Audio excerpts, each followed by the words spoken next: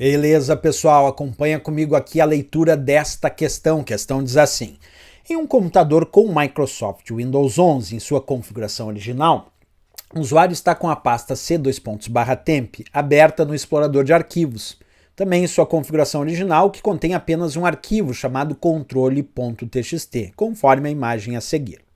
Esse usuário pressionou as teclas Ctrl Z e o explorador de arquivos passou a exibir na mesma pasta c:\temp apenas o arquivo projeto.txt, conforme a imagem a seguir.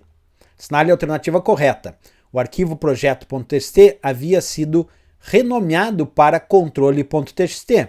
Letra B. O arquivo controle.txt foi enviado para a lixeira do Windows. Letra C. O arquivo controle.txt foi configurado como oculto. Letra D. O arquivo projeto.txt foi recuperado da lixeira do Windows. Letra E. O arquivo controle.txt foi apagado em definitivo sem ser enviado para a lixeira.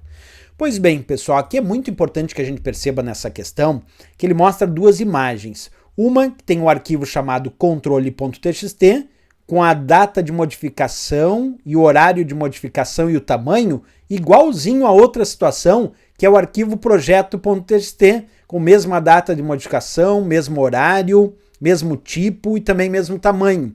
O que significa isso? Que o que ele deve ter feito é o seguinte: ele tinha aqui um arquivo controle.txt, ou tinha o arquivo, projeto.txt, aí ele renomeou o arquivo para controle.txt. E depois ele pressionou Ctrl Z, que é desfazer. E aí quando ele pressionou Ctrl Z, o arquivo voltou a se chamar projeto.txt. Então o que deve ter acontecido aqui é sem dúvida nenhuma que o arquivo projeto.txt havia sido renomeado para controle.txt. Observa, como é que a gente faz para renomear um arquivo usando o Windows? Eu acesso aqui o explorador de arquivos, seleciono o arquivo que eu desejo renomear e aqui na barra de ferramentas nós temos esse botão chamado renomear, que se a gente clicar nos permite renomear esse arquivo. Agora, se a gente renomear esse arquivo e depois pressionar Ctrl Z, aí desfaz a operação e volta para o nome que já estava, né? E é muito importante que no ato de renomear um arquivo a gente também lembre que não podemos usar alguns caracteres como barra, contrabarra, dois pontos, asterisco, ponto de interrogação, aspas duplas, o sinal menor, o sinal maior, ou ainda a barra vertical. Esses caracteres não podem ser usados no ato de renomear os arquivos, certo? Mesmo que você tente usar um desses caracteres, ele diz que os nomes de arquivos não podem conter nenhum desses caracteres no ato de renomear, tá? Não pode conter.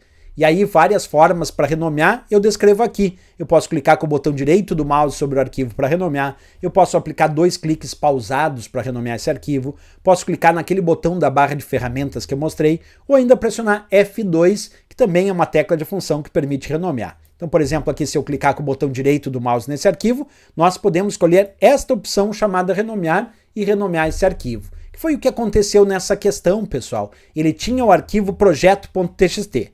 Aí ele pressionou F2, vamos imaginar, para renomear e renomeou para controle.txt. Como é que eu sei disso? Porque os arquivos estão com a mesma data de modificação e o mesmo horário na data de modificação. E são do mesmo tipo e têm o mesmo tamanho. Então era o mesmo arquivo, ele só renomeou para controle.txt. Só que depois de renomear para controle.txt, ele pressionou Ctrl Z. E aí quando pressionou Ctrl Z, voltou a se chamar projeto.txt. Por isso que a nossa resposta tem que ser a letra A. O arquivo projeto.txt havia sido renomeado para controle.txt, o que fez a ideia de quando ele pressionou Ctrl Z, voltou a se chamar projeto.txt. E por isso a nossa resposta aqui, sem dúvida nenhuma, é a letra A de América, o gabarito desta questão. Então, bem interessante aí falando sobre o ato de renomear. Valeu, pessoal!